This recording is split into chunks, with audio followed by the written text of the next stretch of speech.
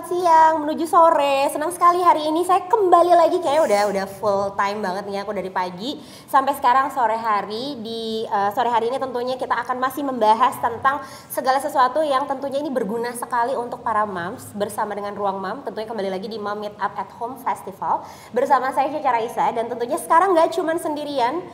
Sekarang sudah ada bersama saya adalah dokter spesialis kebidanan Dr. Ardiansyah Dara SPOG. Halo Mbak Caca, apa kabar? Boleh saya hello sama Mam semua yang udah ada di sini. Halo Mam, apa kabar? Iya, ini adalah dokter Objinku yang kebetulan memang betul-betul dokter Objinku karena 2 anak lahirannya sama beliau ini, dan sekarang kita satu event. Dan juga di tengah kita tentunya sudah hadir kembali Mbak Ivon Gunawan, co-founder dari Ruang Mom. Hai Mbak Ivon. Ini kita masih akan terus berbincang-bincang nih ya mengenai segala sesuatu yang tentunya bisa mengedukasi para moms juga di Ruang Mom ini, tentunya selama Mom Meet Up at Home Festival ini. Nah tentunya sekarang kita sudah ada di kelas apa sih? Kita tuh udah ada di kelas persiapan program hamil. Nah ini penting banget nih, apalagi masa pandemi ya dok ya. Gimana angka kenaikan kehamilan di Indonesia? Di Jakarta tentunya. Kalau di Jakarta nggak terlalu banyak, di daerah yang banyak. Oh oke. Tapi melonjak juga dong? Melonjak, karena Jakarta hiburan banyak. Di daerah mungkin hiburan nggak banyak. Nggak banyak, jadi udahlah bener-bener di rumah aja bersama pasangan ya. Oke baik. Aduh sampai saya juga deg-degan sih ketemu dokter Dara di sini, diteror, ditanya kapan lagi nih punya anak ketiga. Wah makasih dok. Mendingan kita ngebahas aja ini gimana caranya persiapan program hamil bersama moms yang tentunya sudah bergabung hari ini di Ruang Mom di acara Mom Meet Up at Home Festival ini. Nah tentunya sebelum kita lebih jauh lagi untuk ngomongin tentang ini, tentang persiapan program hamil, mungkin ada moms juga yang berpikir bahwa gimana ya program hamil, kayaknya di masa pandemi seperti ini kayaknya butuh nggak sih yang namanya program kehamilan? Karena kita juga mungkin kalau apalagi yang udah punya anak satu, maksudnya anak lebih dari satu ya, kadang kan kita udah spesifik nih, pengen gender A, pengen gender B, pengen cewek, pengen cowok, itu kayak udah bisa milih gitu kayak pengennya apa, walaupun ujung-ujungnya ya manusia yang berusaha, tetap ujung-ujungnya Tuhan yang menentukan ya moms ya. Nah makanya sekarang sebelum kita tahu bisakah kira-kira kita memilih gitu mau gendernya cewek ataupun cowok, mungkin kita bisa lebih mengetahui dulu lebih jauh mengenai yang namanya infertilitas.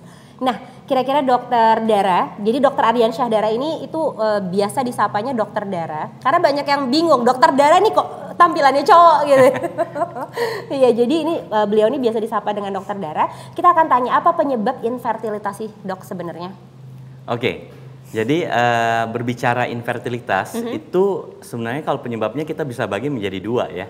Jadi satu itu penyebab organik, yang kedua itu penyebab non-organik. Organ maksudnya organ reproduksi yang bermasalah.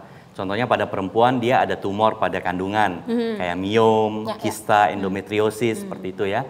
Pada laki-laki mungkin ada masalah di organ reproduksinya kayak di buah zakarnya kayak ada varikokel, itu juga bisa mengganggu produksi spermanya.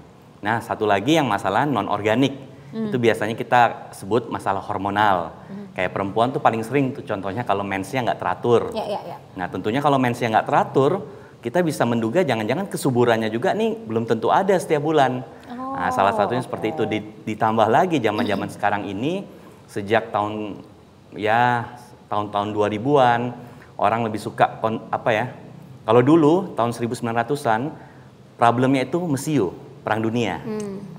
Tahun 2000-an problemnya itu bukan segenggam mesiu tapi segenggam gula. Jadi gula ini sesuatu yang manis-manis, entah soda, junk food dan lain sebagainya, ini dapat membuat penambahan berat badan yang luar biasa. Pada perempuan kalau penambahan berat badannya luar biasa, itu bisa mengganggu hormonnya. Mungkin sering dengar ada yang istilahnya PCO, Polycystic Ovarian Syndrome. Itu salah satu penyebabnya juga kalau penambahan berat badan, overweight bahkan hingga obesitas. Itu. Oke, wow. Ini ternyata yang mungkin kita pikir nggak akan ngaruh ya sama hormonal fertilitas ya, tapi ternyata sengaruh itu ya, dok ya. Perempuan itu nggak sama Laki-laki ya. Perempuan ini memang benar kalau dibilang perempuan ini kompleks, emang benar kompleks. Jadi nggak cuma perasaannya doang yang kompleks, tetapi juga dia punya sistem reproduksi itu tidak sesederhana laki-laki seperti itu. Jadi jauh lebih detail, jadi kita juga harus memperhatikannya lebih detail lagi gitu ya. Baik. Nah terus apakah ada yang harus diketahui oleh pasangan masing-masing nih? Kan kita udah suami istri dong, maksudnya ya untuk kita apa ya, ibaratnya menikah pasti kan tujuannya juga salah satunya mungkin pengen memiliki keturunan kan. Ini ada yang perlu kondisi yang diketahui nggak sih oleh masing-masing pasangan satu dengan yang lainnya? Jadi gini ya, biasanya kalau orang menikah langsung punya anak itu no problem, ya kan? Yang problem ini kalau udah nikah belum punya anak, Ya. atau baru menikah langsung udah ditanya-tanyaan terus nih sama mertua, sama siapa, ya kan, dikejar-kejar gitu loh. Nah ini perlu komunikasi memang. Nah komunikasi ini untuk saling membantu. Jadi si suami menjelaskan ke orang tuanya, si perempuan menjelaskan ke orang tuanya. Karena kadang-kadang tekanan-tekanan dari keluarga orang sekitar ya, itu membuat tidak nyaman. Padahal proses reproduksi ini sebenarnya kan proses yang menyenangkan nih. Iya, ya kan? betul. Proses yang menyenangkan. Memang nanti melahirkannya agak-agak menderita gitu ya. Berdarah-darah ya. Tetapi proses terjadinya konsepsi ini kan proses yang semua orang senang sebenarnya. Iya. Cuman kalau umpamanya kayak dituntut, ditungguin, itu kan tentunya kita juga menjadi tidak nyaman ya. Nah ini yang perlu dikomunikasikan selain memang faktor-faktor kita kaitkan sama saat sekarang inilah, lagi pandemi seperti sekarang ini kan. Ini memang perlu ada komunikasi gitu loh. Ada yang bilang menunda ya. Kalau umpamanya tidak menunda, terus bagaimana caranya? Nah ini perlu dikomunikasikan nih, supaya jangan ada yang satu pengen cepat-cepat punya anak, satunya entar-entar dulu. Jadi nggak satu suara gitu ya? Masalah itu bisa menjadi masalah besar ke belakang. Oke. Umpamanya suami mau punya anak, istri nggak mau dulu nih. Ini bisa jadi problem nih, dan bisa jadi problem macam-macam nanti. Ya sampai suami nanti kemana-mana. Nah makanya penting sekali itu untuk dibicarakan gitu. Oke, itu mungkin dari sisi komunikasi ya. Ibaratnya kesepakatan kita mau punya anak dulu atau enggak. Aku mau, kamu mau enggak gitu kan ibaratnya. Tapi kalau lebih ke kondisi yang spesifik nih, misalnya ada kondisi tertentu di mana si istri ini mungkin ada satu kondisi yang ibaratnya mungkin ada miom atau apa gitu. Mungkin dia nggak berani cerita sama suaminya. Mungkin. Nah itu kayak gimana sih? Maksudnya itu harus tahu dong suami istri. Dengan kondisi tertentu misalnya si istri gimana, suami gimana kan pasti ada. Biasanya itu terjadi ke orang-orang yang baru menikah. Itu kalau contohnya pada pasien saya. Dia sebelumnya pada saat sebelum menikah kontrol sering ke kita. Oke. Ternyata kita tahu nih ada miom. Suruh operasi takut. Tapi udah mau merit. Nah dia bingung nih, aduh dok saya mau operasi takut. Tapi nanti kalau kawin terus kemudian nggak bisa langsung punya anak gimana ya? Nanti ngomong sama calon suami apa, itu kayak gimana? Gitu, ya. Menurut saya komunikasi itu dari awal. Jadi dari sebelum menikah. Atau bahkan kalaupun dia sudah menikah, dia tahu dia punya riwayat masalah di organ reproduksi. Menurut saya memang itu harus diomongin. Karena harus terbuka ya. Program mempunyai anak, promil itu perlu yang namanya komunikasi. Bukan cuma ke dokter, tetapi di antara mereka ini berdua. Keterbukaannya ya dok. Supaya ketika suatu saat tidak smooth, mereka bisa saling menguatkan. Itu yang paling penting. Kadang-kadang kan promil itu bukan selalu lancar gitu ya. Tiba-tiba ada problem. Kadang-kadang ada laki-laki menganggap, wah ini perempuan, ternyata dia yang problem. Produksi spermanya nggak bagus. Bagi laki-laki itu sesuatu yang mengagetkan, cukup membuat malu, ya kan? Karena biasanya kan yang dianggap bermasalah selalu perempuan. Begitu laki-laki ada problem, dia itu down sekali. Nah itu penting sekali istrinya untuk mensupport dia. Menguatkan ya. Iya, seperti itu. Oke. Apa ini juga ada sih, maksudnya aku juga pernah dengar dari temanku sendiri yang seperti ini gitu. Intinya ternyata yang bermasalah di suaminya gitu. Istilahnya male factor. Male factor. Jadi dia udah 7 tahun menikah, 8 tahun tapi masih belum punya anak juga. Cuman ya itu dia tadi untungnya saling mengkomunikasikan, jadi bisa saling menerima dan saling menguatkan gitu. Walaupun kayaknya berada di lingkungan yang kayaknya tidak mensupport ya. Maksudnya kan ya pastilah orang tua kan pasti ada mengharapkan anak atau cucu kan kayak gitu ya. Nah itu bagaimana menghadapinya sih dok? Maksudnya kayak dengan kondisi yang seperti itu biasanya harus seperti apa? Kadang kan dokter juga jadi penengah juga nih, maksudnya kalau ada yang seperti itu gitu, kayak komunikasinya kurang lancar atau apa untuk urusan ini. Mungkin bisa lebih dijelaskan secara kalau saya medis gitu ya. Setiap dokter mempunyai cara yang berbeda-beda. Makanya kan ilmu praktek ini bisa dikatakan juga ada seninya. Makanya kan ada orang dokter cocok sama dokter ini, ada yang nggak cocok. Padahal kalau dipikir kan dokter sama sekolahnya aja, itu lulusnya pasti sama. ada kompetensinya.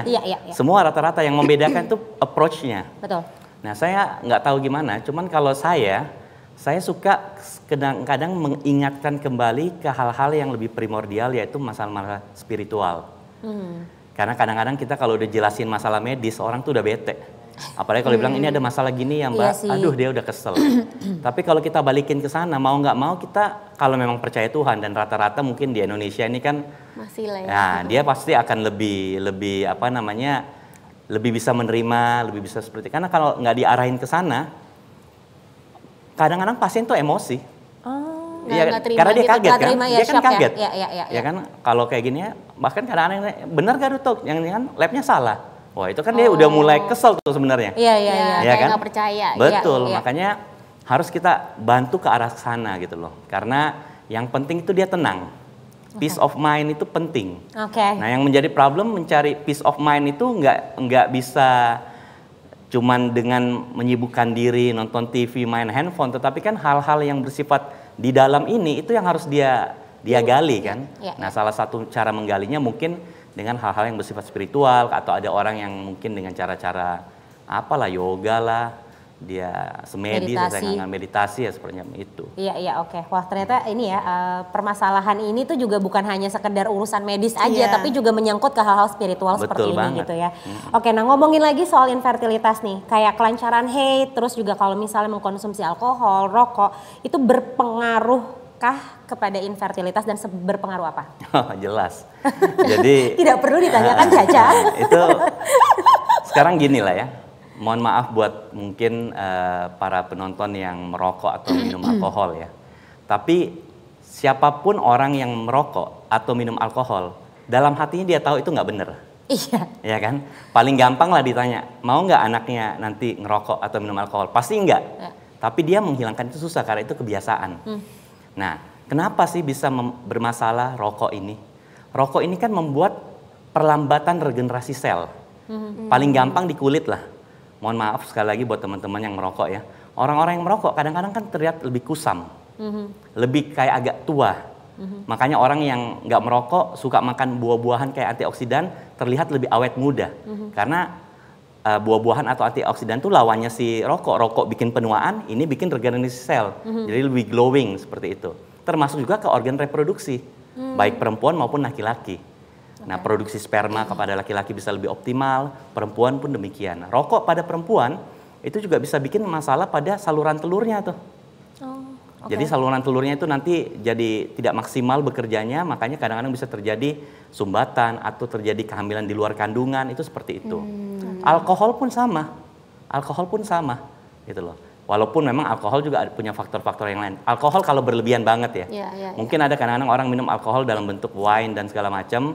Kalau memang tidak ada urusan berkaitan sama masalah keagamaan, ya boleh-boleh aja sebenarnya. Cuman kan kadang-kadang juga ada faktor-faktor seperti itu ya. Cuman kalau dia bilang, saya boleh minum alkohol, tapi kalau sedikit gimana ya, no problem. Mungkin bagi yang kayak udah ketagihan, yang kayak tiap itu hari yang berat gitu kali ya, Mbak. Jadi kalau yang peminum itu ya, apa namanya istilahnya, alkoholik gitu, nah itu yang harus hati-hati tuh.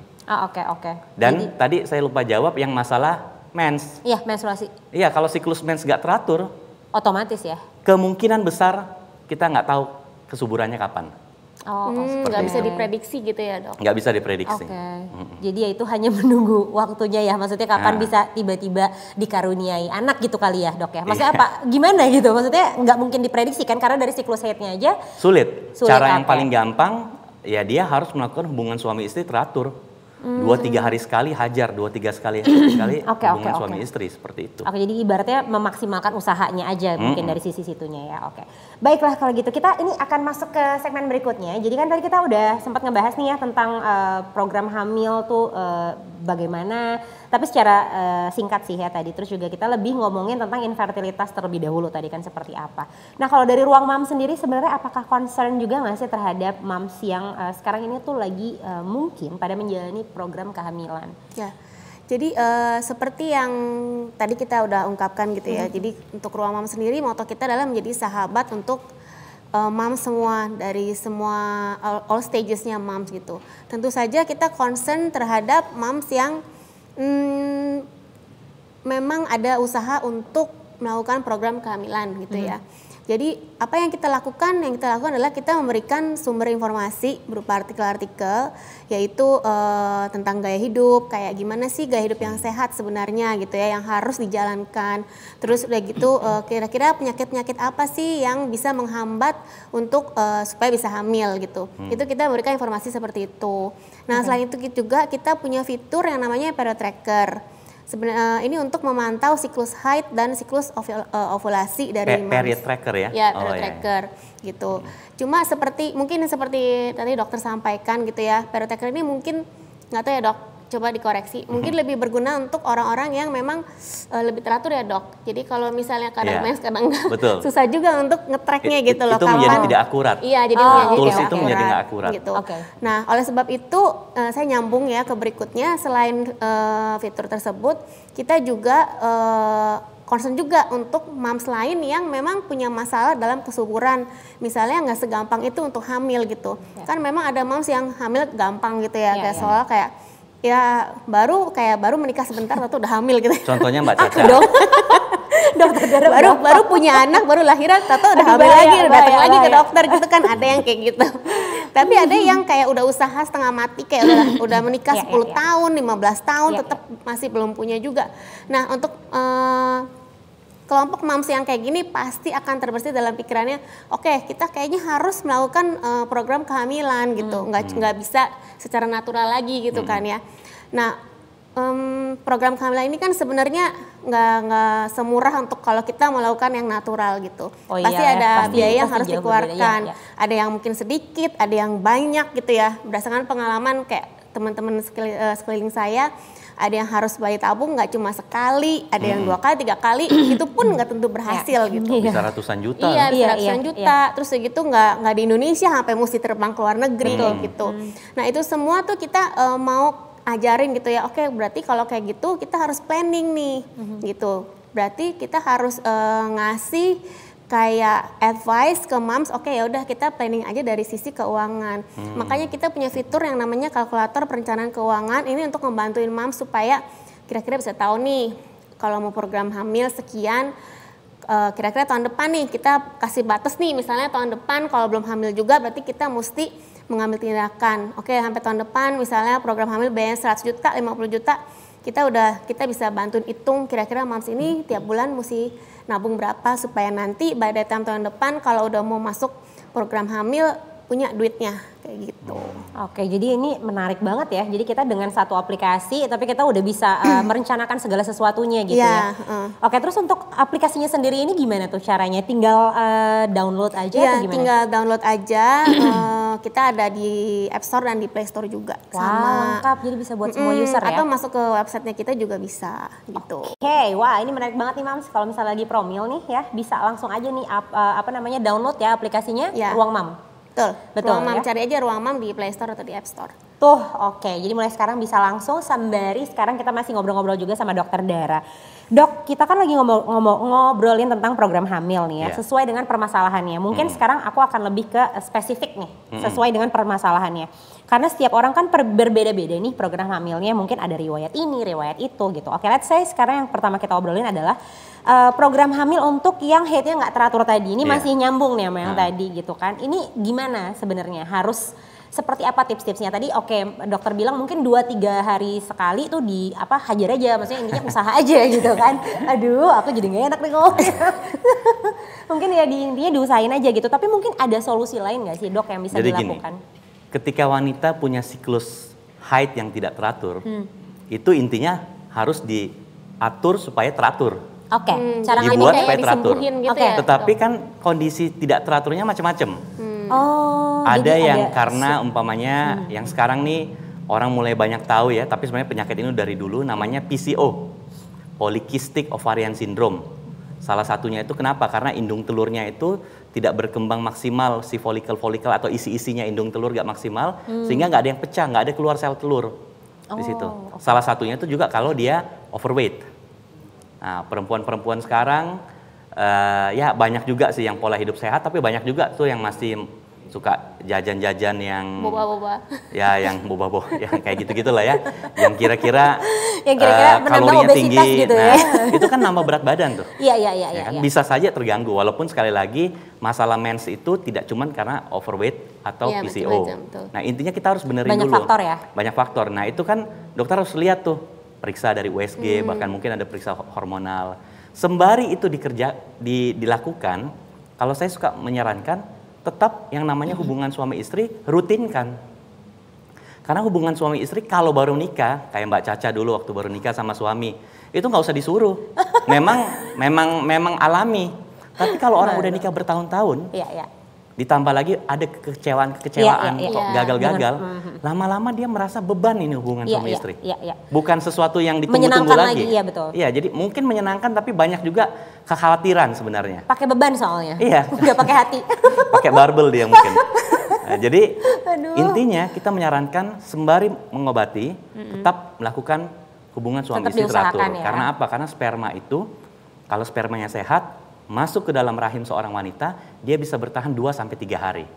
Habis itu kalau udah mati masuk lagi sperma baru. Makanya 2-3 hari sekali berhubungan suami Jadi istri. renew terus ya. Supaya Jadi selalu terus. ada sperma standby. Oke, kayak refill gitu Aplusan. ya. Aplusan bahasa Shifting orang awam. ya. Shifting kalau bahasa Kayak ada orang-orang kantor ya. infal-infalnya gitu. Iya lucu Karena ya. sel telur Oke. tuh nggak tahu kapan keluarnya.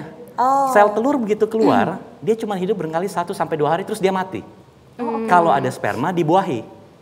Makanya orang ngomong dulu, dok, saya kok dulu kalau waktu awal-awal nikah anak pertama cepet banget hamil. Tapi setelah kita tunda, kok jadi susah. Mungkin karena dulu dia sering hubungan suami istri.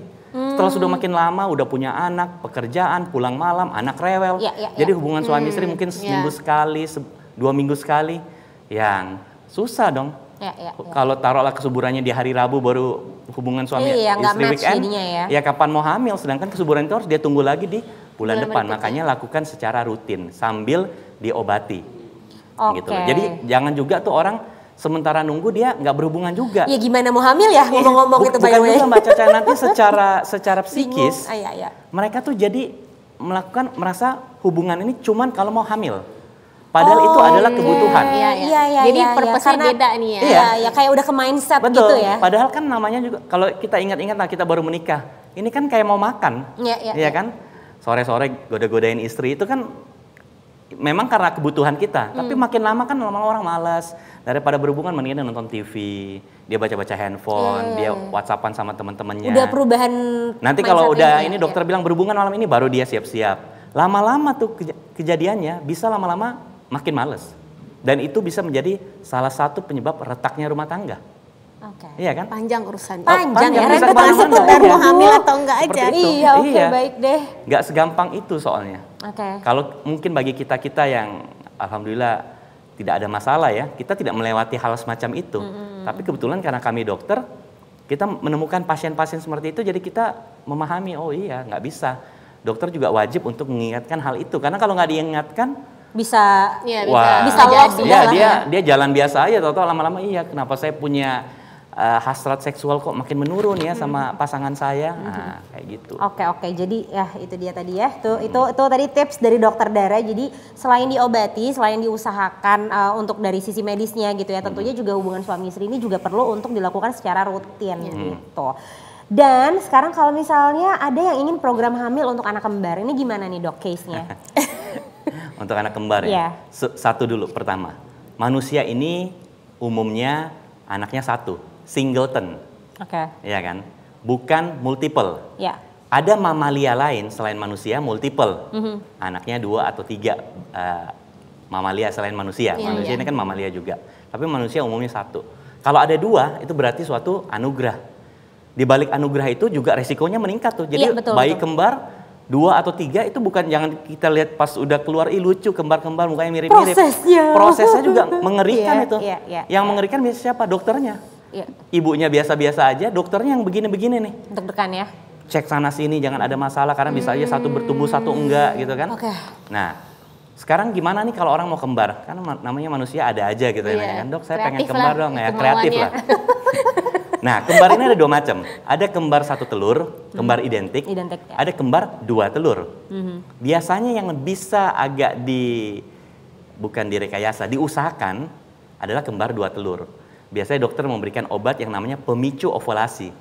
Jadi kesuburan itu dikasih obat, nanti normalnya perempuan itu indung telurnya, kan ada 2 tuh kiri kanan. Biasanya cuma 1 doang yang keluar sel telur. Oke. Kalau nggak kanan kiri. Tapi kalau dikasih pemicu ovulasi, kadang-kadang dua-duanya keluar. Kalau dua-duanya keluar, sperma masuk, sperma kan kemana-mana, ke kanan dan ke kiri. Terjadilah kehamilan 2. Oke. Nah, salah satunya caranya gimana caranya kalau mau kembar, punya anak kembar, dengan diberikan itu pemicu ovulasi, walaupun itu bukan cara yang lazim. Atau dengan bayi tabung. Iya, kalau bayi tabung. Bayi tabung kan bayi tabung itu diambil sperma, diambil sel telur, disatuin di luar, nanti habis itu dimasukin ke dalam rahim. Nah, biasanya tuh dokter masukin 2. Kalau zaman dulu boleh 4. Makanya tiba-tiba ada quadriplet, anaknya 4 kecil kayak kucing. Waduh. Iya, cuman berapa ratus gram gitu loh. Makanya sekarang tuh cuman boleh 2 gitu loh. Jadi kalau jadi ya cuman 2 gitu. Oke, ya, tapi itu ya tadi ya mengandung resiko yang tinggi juga ya dok ya untuk si ibu kalau dan saya anaknya. sih termasuk yang tidak terlalu menyarankan hamil kembar. Yang penting hamil itu sehat dan bahagia. Betul. Betul. Aduh, ya ampun. Nah, ini nih mungkin ini case yang pernah dulu aku alamin ya, program hamil setelah keguguran.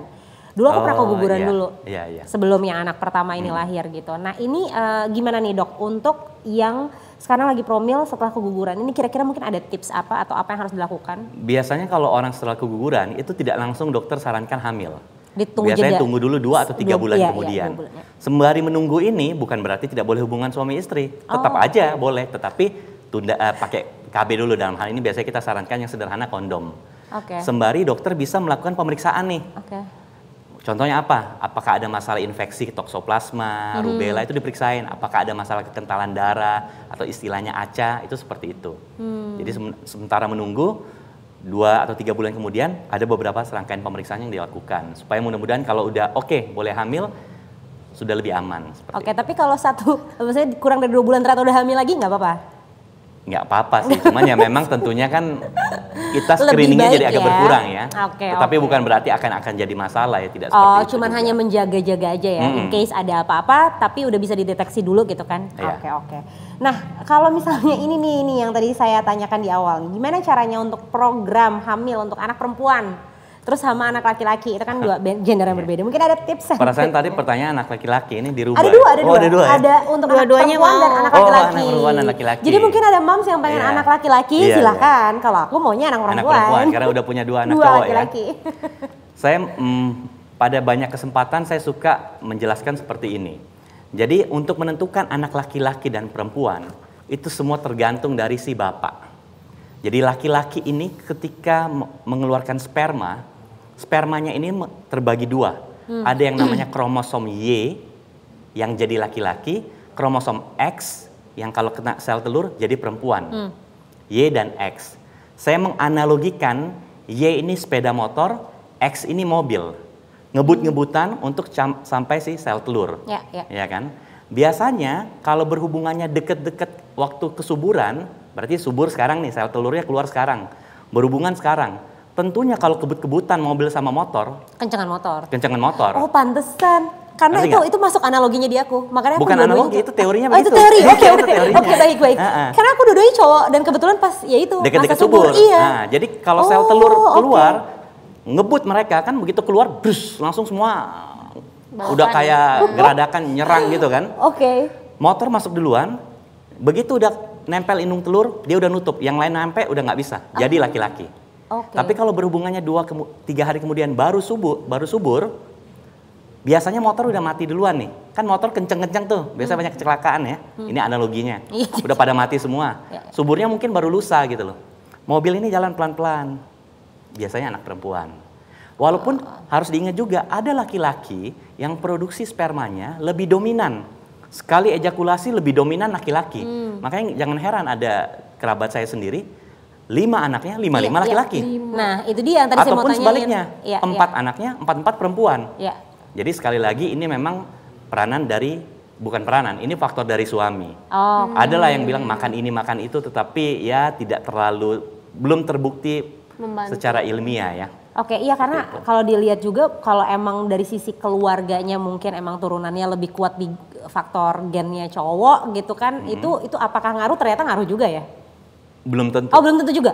Belum tentu. Ada pasien saya, dia mau anak cowok. Dia nih saudara laki-laki semua. Istrinya saudara laki-laki semua. Anaknya dua-dua perempuan.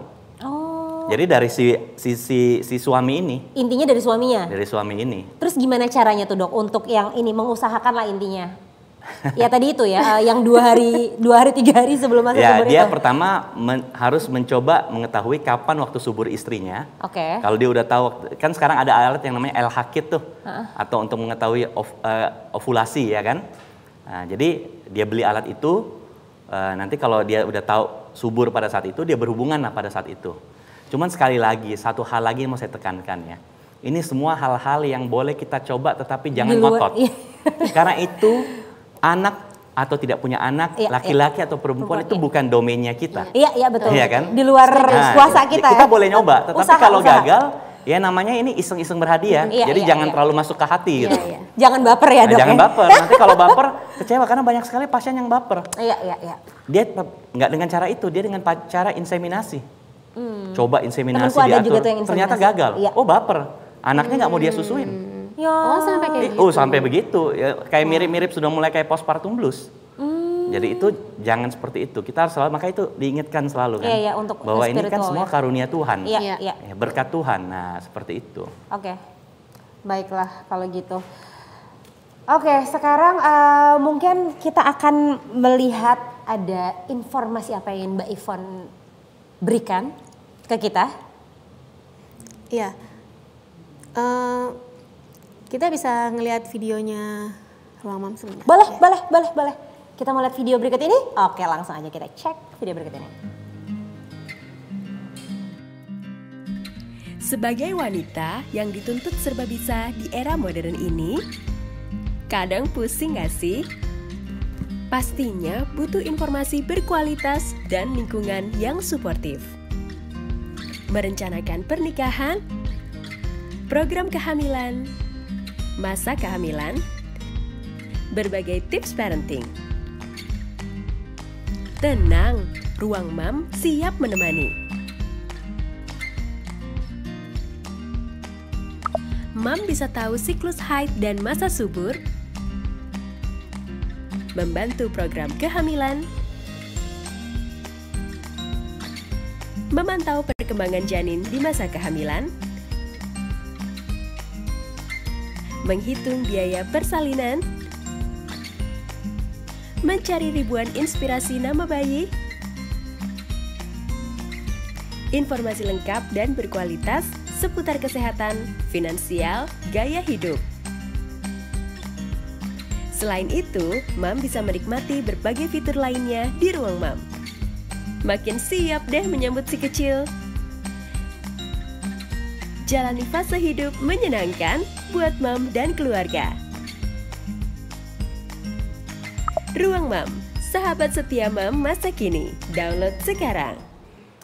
Oke, baiklah itu tadi informasi mengenai Ruang Mam ya. Pokoknya ingat itu dia tadi untuk seluruh user baik Android ataupun pengguna iOS itu bisa sudah untuk mendownload aplikasi Ruang Mam yang tentunya banyak sekali informasi penting dan juga sangat berfungsi sekali untuk kehidupan moms nih yang mau mengatur keuangan ataupun mau melihat ngecek masa subur apa segala macam itu bisa dari aplikasi tersebut ya. Sekali lagi aplikasi Ruang Mam bisa di iOS ataupun di Android. Oke, balik lagi kita akan ngobrol lagi sama Dokter Dara mengenai program kehamilan sesuai dengan permasalahan ini. Tadi kan kita udah ngebahas program hamil untuk anak perempuan seperti apa, untuk anak laki-laki seperti apa.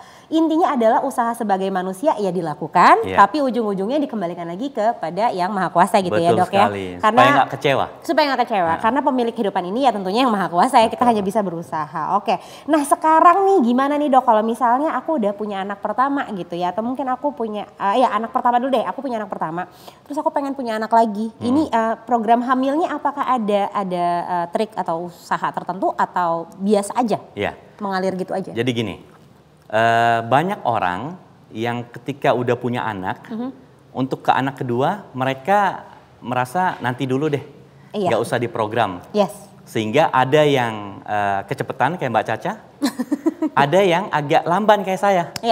Jadi jarak anak saya yang pertama ke kedua jauh itu ya? Jaraknya 5,5 tahun. Padahal sebenarnya kalau ngikutin program pemerintah, contohnya dari BKKBN, Badan Koordinasi Keluarga Berencana Nasional, itu jarak yang ideal 2-3 tahun jaraknya. Nah, makanya kalau udah punya anak pertama nih, sebaiknya memang diskusikan sama dokter dan suami dan pasangan. Kapan nih kita mau punya anak lagi? Nah, nanti dokter yang memberikan advice. Contohnya dilihat dari usia ibu.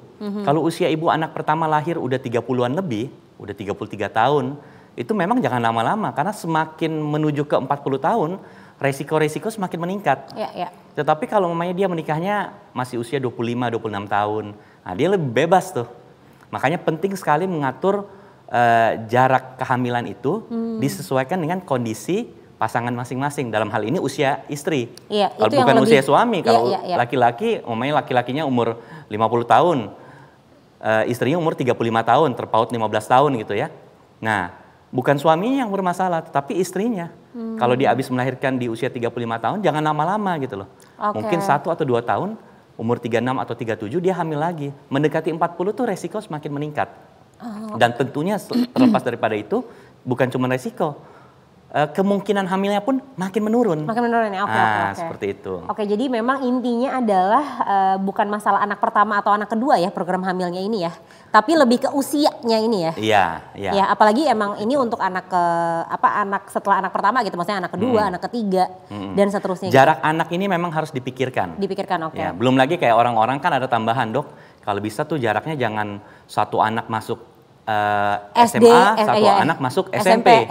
Nah, ini kan faktor-faktor untuk mengatur keuangan ya. Karena kan bayar dan lain sebagainya. Itu juga bisa jadi bahan pertimbangan tuh. Oke. Gitu. Apalagi ya zaman sekarang ya memang sekolah itu semuanya mahal banget ya. Ya, Dok, ya? Semuanya mahal memang. Semua perlu yang namanya waktu. Betul. Mau punya anak lagi juga tentunya tadi juga kita udah sempat bahas sih bersama dengan certified financial planner gitu bahwa memiliki anak itu juga memang harus betul-betul diatur dulu financialnya gitu. Saya setuju. Jadi sehat secara finansial, Betul. Otomatis sehat semuanya gitu loh. Logikanya seperti itu. Oke, baik. Sekarang coba kita tanya ya. Coba kita lihat pertanyaan yang sudah masuk di comment box. Ini sudah ada pertanyaan dari YouTube, masuknya dari Mom Eva Handayani ya. Dia bilang, "Dok, saya itu memiliki anak pertama 18 bulan saat ini dan ingin merencanakan kehamilan kedua saat anak saya usia anak pertama itu 2 tahunan, apakah jaraknya sudah sesuai atau belum, Dok?" Oh, seperti penjelasan saya tadi, ini udah ideal. 2-3 tahun itu ideal ya? 2-3 tahun, udah oke nih. Ideal, Mam. Lanjut. Lanjut. Apa aja persiapan yang harus saya lakukan? Perlukah suplemen vitamin untuk mendukung keberhasilan program kehamilan saya? Dan jika perlu, kapan sebaiknya saya mulai mengkonsumsinya? Kapan tuh, Dok? Biasanya kita menyarankan mengkonsumsi yang namanya asam folat, seperti itu ya. Jadi asam folat ini tujuannya untuk mencegah kecacatan pada tabung saraf janin kalau dia hamil. Seperti itu. Makanya biasanya kita menyarankan sebelum hamil, moms itu mengkonsumsi asam folat. Dan saya biasanya suka menambahkan yang namanya antioksidan. Antioksidan sekali lagi itu untuk membuat regenerasi sel optimal. Makanya orang contohnya paling nggak usah jauh-jauh lah ya untuk memudahkan apa sih antioksidan itu. Kalau ke dokter kulit, habis di perawatan muka, di peeling, kulitnya terkelupas, dikasih antioksidan. Supaya tumbuhnya sel-sel yang baru menjadi maksimal. Nah, antioksidan itu nggak cuma di kulit, juga di organ reproduksi. Nah, biasanya kita sarankan diminum oleh suami istri supaya produksi sperma, produksi sel telur tuh maksimal. Nah, jadi dia minum antioksidan boleh, sama minum asam folat. Biasanya itu aja dulu lah. Jadi memang dari dalam itu juga sangat penting ya asupannya ya, asam folat sama antioksidan tadi yang terutama yang paling perlu di highlight ya. Jadi itu untuk Mom Eva sudah terjawab ya. Next, ini ada juga pertanyaan, apakah kalau haid yang waktunya tidak teratur itu sangat mempengaruhi kesuburan saat promil? Lalu bagaimana cara mengatasinya jika tanpa pengobatan ke dokter dulu? Silakan, Dok. Iya, jadi haid yang waktunya tidak teratur kan tadi kita udah bahas di awal ya. Memang kadang-kadang susah-susah gampang nih diprediksi. Sebenarnya kalau mens yang teratur, umpamanya mensnya per 30 hari. 30 hari kemudian mens, kurang lebih lah ya. Bisa plus minus 1 hari. 30 hari kemudian mens. Dia bisa kira-kira nih, kira-kira kalau sekarang saya mens, 30 hari lagi tanggal berapa? Umpamanya 30 hari lagi tuh tanggal 20. Ya kan? Dia hitung dari sekarang nih. Kapan kesuburan itu? Dari tanggal 20 itu, dari tanggal hari pertama haid yang akan datang itu dikurangin 2 minggu. Dikurang 2 minggu, jadi mundur 2 minggu. Nah, di situ kurang lebih dia subur. Berarti kalau dia mensnya dia kayaknya saya akan mens lagi tanggal 20 deh. Kurangin 2 minggu, kurangin 14 hari. Kurang lebih di tanggal 6 bulan itu mungkin dia akan subur. Nah berhubungannya nggak di cuma tanggal 6, tapi biasanya tanggal 4. Oh jadi sebelumnya Ya, tanggal jadi 6. selang sehari lah, tanggal 4, 6, 7 gitu loh. Oke. Seperti itu. Walaupun sekali lagi ini boleh dicoba biasanya kalau orang tuh udah yang menikah udah lama ya, atau sibuk. Kadang-kadang kan di kota-kota besar nih, suami kerja, istri kerja, pulang malam, udah capek, Ketemu besok udah capek. pergi Ya, ya kan. ya. Nah, jadi itu yang barangkali bisa kita bantu daripada enggak sama sekali. Walaupun tetap yang terbaik adalah hubungan suami istri itu harus rutin. Karena selain untuk program punya anak, juga tetap harus dijaga nih, apa namanya? Keharmonisan rumah tangganya. Keharmonisannya ini gitu loh. Jadi kan kadang-kadang kalau nggak kayak begitu ya makin dingin kan. Seperti itu. Oke, baiklah. Jadi ini ya memang cukup kompleks nih ya permasalahan promil ini ya ternyata ya. Oke, ini dari Mam Hanifah Rahman nih. Dok, kalau misalnya habis keguguran, cara program hamil yang baik itu bagaimana, Dok? Ya, ini juga sempat kita ulas sedikit di pertanyaan di penjelasan sebelumnya ya. Iya. Jika sehabis keguguran, biasanya itu tidak disarankan segera punya anak. Langsung ya. 2 atau 3 bulan kemudian, atau setelah 2 kali dapat mens baru program, atau setelah 3 kali dapat mens baru program. Tujuannya apa? Supaya dokter punya waktu untuk mengevaluasi apa sih penyebab keguguran ini. Karena penyebab keguguran kan bisa faktor infeksi. Mungkin yang cukup populer tuh infeksi parasit toksoplasma. Tokso, orang-orang bisa bilang tokso, atau rubella, atau herpes. Nah itu dinilai. Bisa juga ada faktor-faktor lain, masalah darah, kekentalan darah dan segala macam. Itu kan perlu diobatin tuh. Nah kalau memangnya waktunya 2 atau 3 bulan, cukup waktu dokter untuk mengobati itu. Ada jeda gitu ya? Ada jeda. Nah gimana nih kalau tiba-tiba langsung hamil gitu loh. Ya udah nggak apa-apa juga, cuman kan mudah-mudahan kita berharap tidak ada masalah. Karena kita belum sempat ngecek-ngecek kan, seperti itu. Jadi bukan berarti nanti kalau udah hamil, aduh terus malah takut gitu loh, kok saya langsung cepat hamil. Ya bersyukur, tetapi tentunya harus periksa, jelaskan bahwa ada riwayat-riwayat begini ya kan. Nanti dokternya ngikutin nih, barangkali kemarin ada masalah kekentalan darah, dokternya kasih obat pengencer darah, contohnya begitu, seperti itu. Iya, karena dulu aku juga pernah tuh keguguran yang sebelum anak pertama ini, itu juga dikasih suntikan tuh selama kurang lebih 4 minggu ya. Oh ya, pengencer darah ya? Nggak tahu apa sih, pokoknya ya aku lupa udah lama, iya disuntik pokoknya. Dan itu perjuangannya luar biasa ya memang ya. Ya begitu, ada lagi yang mau ditanyakan Mams? Coba kita cek lagi. Ada lagi kah pertanyaan? Oke, kita masih tunggu. Oh, ini dia. Apa faktor yang menyebabkan ketidakberhasilan program hamil secara alami tanpa melalui inseminasi atau IVF? Faktor yang menyebabkan ketidakberhasilan program promil secara alami ya. Jadi gini, ini berbeda-beda ya. Ketika saya dulu tugas di Indonesia Timur, saya dulu pernah tugas di daerah Papua ya, di Wamena itu di gunung. Kalau kita lihat masalah infertilitas di sana, itu biasanya ada masalah pada organ reproduksi. Dalam hal ini perempuan, mungkin sering keputihan, kemudian tersumbat tuh saluran telurnya, istilahnya mandul. Atau dia pernah keguguran, gak diobatin, dibiarin aja begitu, ada infeksi dari vagina naik ke atas, ke rahim, naik ke saluran telur, buntu, mandul. Bisa hamil cuma dengan cara bayi tabung. Tetapi kalau kita bicara orang-orang di kota, banyak yang kadang-kadang promil alaminya tidak berhasil atau belum berhasil karena hubungan suami istri ini yang jarang-jarang. Balik lagi, kesuburan itu cuman kurang lebih 1-2 hari dalam satu siklus. Jadi contohnya Mbak Caca di bulan Desember nih, mens, nanti mens lagi di awal Januari gitu kan. Jadi antara Desember ke Januari ini kesuburannya itu cuma 1 atau 2 hari. Di 1-2 hari itu tidak ada pembuahan, tidak ada sperma yang masuk. Ya udah. Ya tidak ada, nunggu lagi nanti di Januari gitu kan? Oke. Makanya disarankan hubungan suami istri yang teratur. Kenapa kalau orang baru nikah bisa cepat? Sekali lagi, karena orang kalau baru menikah kan hubungan suami istri rajin lancar tuh. Gitu ya. Iya kan? Tapi kalau orang yang sudah menikah sudah lama, punya banyak terpecah konsentrasinya, ngurusin anak, ngurusin pekerjaan, itu ntar dulu. Jadi biasanya promil ini secara alami gagalnya itu bisa juga kita lihat dari faktor-faktor itu. Jadi tidak selamanya dari faktor-faktor medis.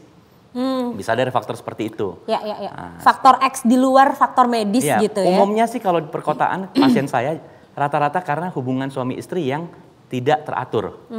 Gitu loh. Kadang-kadang dibilang seminggu sekali. Kapan? Pada saat weekend dok, kan kita kerja Senin sampai Jumat, capek. Nah kalau suburnya nggak di weekend, ya tentunya nggak bisa hamil kan? Iya dong. Seperti itu. Itu pilihan ya jadinya nih ya, Iya. kalau misalnya mau cepat hamil atau lagi promil berarti memang harus dirutinkan. Nah lalu seberapa besar pengaruh yang pernah operasi kista untuk bisa program hamil, Dok? Jadi berbicara kista ini ada beberapa jenis. Ada kista yang cuman ukuran yang besar, ada kista namanya kista dermoid, dan yang biasanya mengganggu untuk program hamil namanya kista endometriosis atau kista coklat. Nah, kalau kista-kista yang lain selain endometriosis biasanya nggak terlalu sulit tuh untuk hamil. Kalau yang kista pada saat hamil ada kista itu apa tuh? Itu bisa aja namanya kista fungsional, kista normal. Oh, oke. Biasanya kista normal dia nggak terlalu gede. Iya, Biasanya nggak lebih dari 5 cm. Iya, paling 3 cm. Dulu Iya, aku ada soalnya ya, pas itu hamil functional kedua. cyst, no problem. Oh, oke. Nah ini mungkin kaitannya kalau pertanyaannya operasi kista sehabis kista yang mungkin endometriosis, Bermasalah, iya, kista iya. coklat Iya, istilahnya. iya, iya. Nah itu yang kadang-kadang memang harus terus-terus tektokan sama dokternya. Harus cek terus ya? Karena kadang-kadang kalau habis operasi endometriosis justru dokter kasih obat supaya dia nggak mens.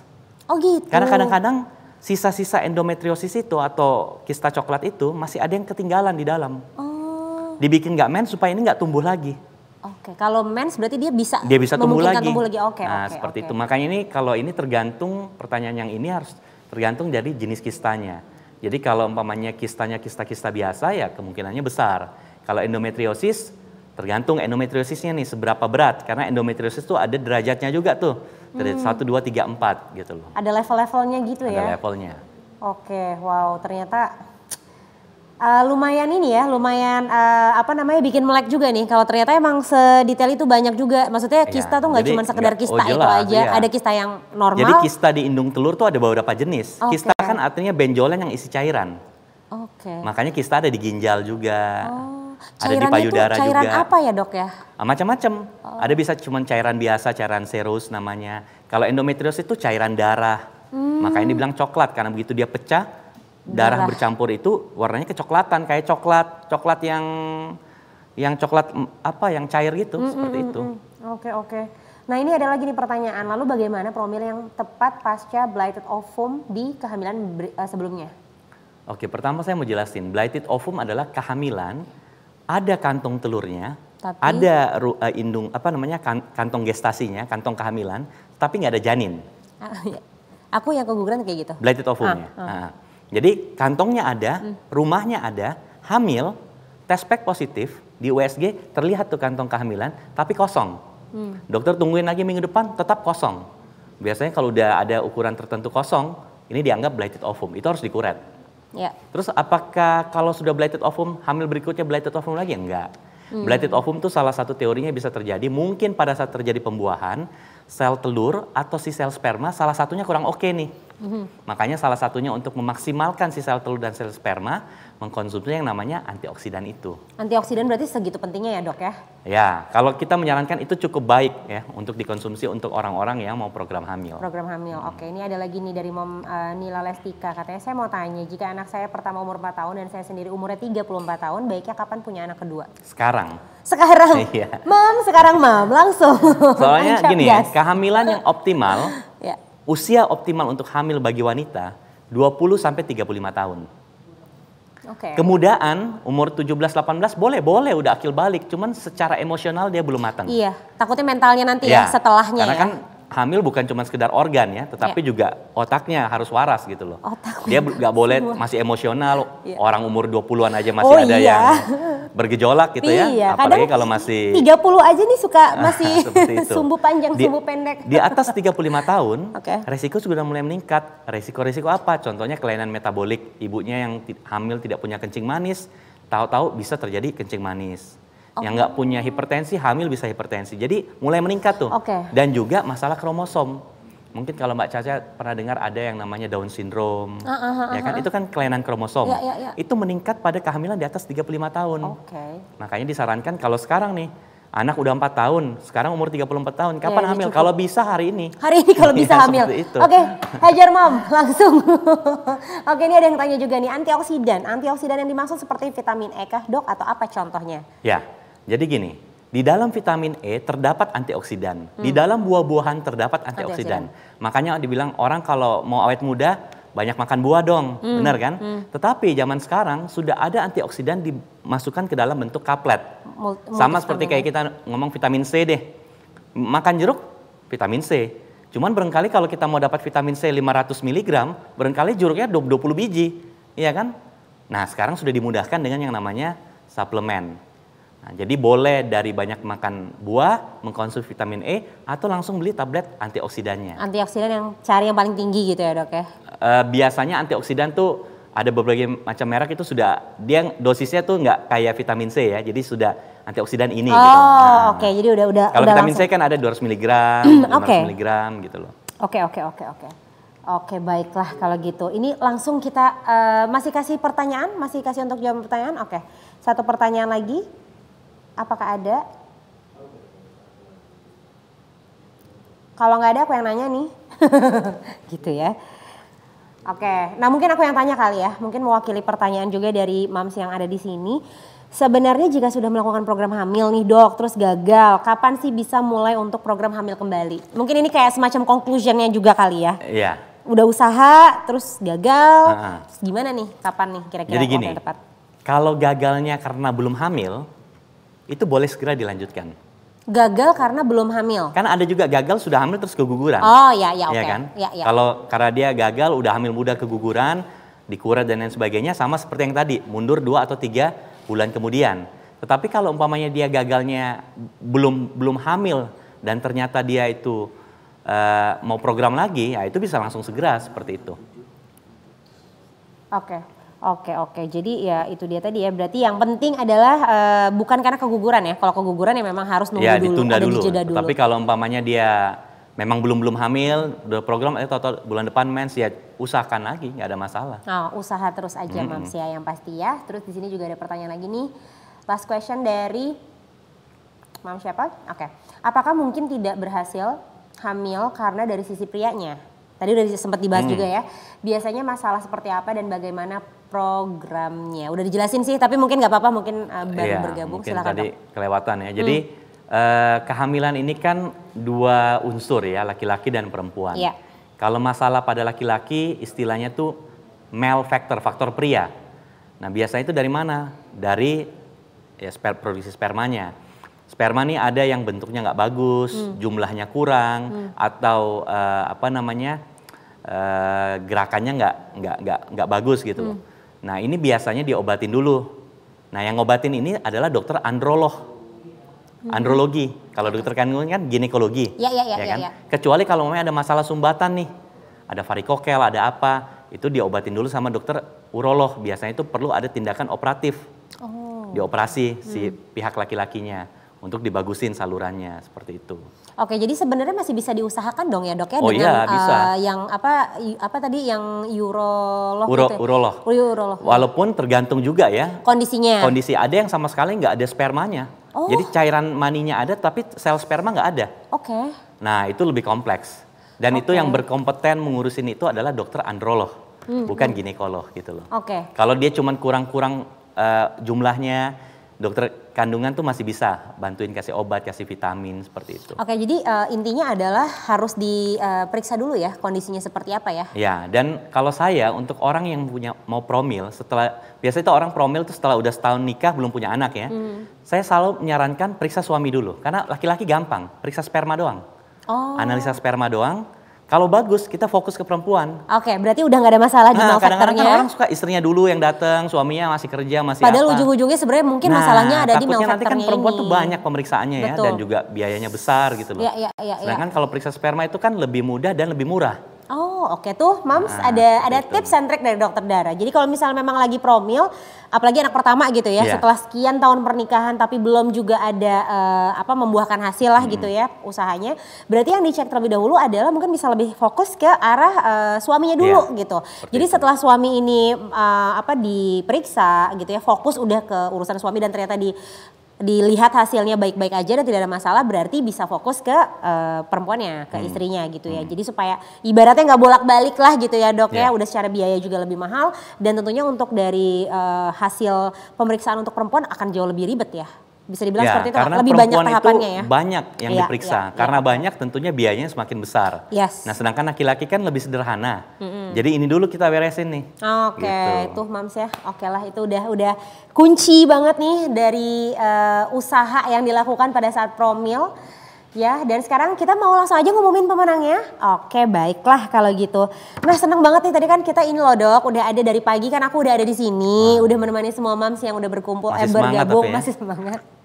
Nah, jadi karena aku semangat, aku juga semangatnya gara-gara ini mau ngumumin pemenangnya. Jadi mereka Oke. tuh bisa ikutan, bukan bisa ikutan. Jadi mereka tuh udah bisa posting-posting dengan tag Ruang Mam, terus juga pakai hashtag Yes. Nah, kita juga ada nih tambahan pemenang. Jadi nggak cuma 5, tapi ada 2 tambahan pemenang lagi. Jadi 7 7 ya? Wah, luar pemenang yang berhasil mendapatkan hadiah. Hadiahnya ini adalah diaper bag ya. Oke, dari Ruang Mam. Oke, kalau gitu langsung aja kita sebutkan pemenangnya. Pemenangnya adalah yang pertama @gizaamel_. Congratulations. Terus juga ada @Vanda, ada @Tiana Amalia, ada Indah HRN, ada juga @Dinar Alsis, ada @uli.mz, dan ada juga Fitri Mulyani 17. Wah, congratulations Mam. Yeay, udah bisa membawa pulang hadiah diaper bag dari Ruang Mams. Dan yang pasti untuk yang nama-namanya sudah disebutkan, yang juga sudah tertera di layar, ini bisa langsung aja untuk menghubungi Instagram atau DM aja langsung ke Instagramnya Ruang Mam. Langsung bisa sebutin aja nama pemenang dan nomor telepon serta alamat lengkap supaya nanti bisa langsung dihubungi oleh tim dari Ruang Mam. Oke, Mams. Kalau gitu sekarang sebelum mengakhiri semuanya, saya mau ngucapin terima kasih banyak buat Dokter Dara. Terima kasih banyak. Sama-sama, Infonya luar Mbak biasa Caca. banget. Ini juga sangat informatif banget ya untuk Mams dan juga Dads yang lagi promil sekarang. Mudah-mudahan lancar usahanya, lancar promilnya ya Dok ya. Iya. Terus bisa sesuai ekspektasi punya segera punya momongan lagi gitu ya. Dan terima kasih juga untuk para pembicara kita sebelumnya, ada Mbak Tia Pratikno dari Nuju Bulan Studio, terus juga ada kakak-kakak Maestro in Training, ada Nadia Harsha, terus juga ada Saskia Aulia, dan juga ada Mam Fendriana. Terima kasih banyak buat semuanya. Buat Mams juga udah bergabung di sini. Mohon maaf kalau ada kurang-kurang dan juga kesalahan dari seluruh pihak. Yang pasti saya Caca Raisa mengucapkan terima kasih dan senang sekali bisa bertatap langsung walaupun secara virtual bersama dengan Mams semua yang ada di sini. Sampai ketemu lagi di acara Ruang Mam berikutnya, dan terima kasih sudah bergabung bersama di Mam Meetup and Home Festival. Sampai jumpa.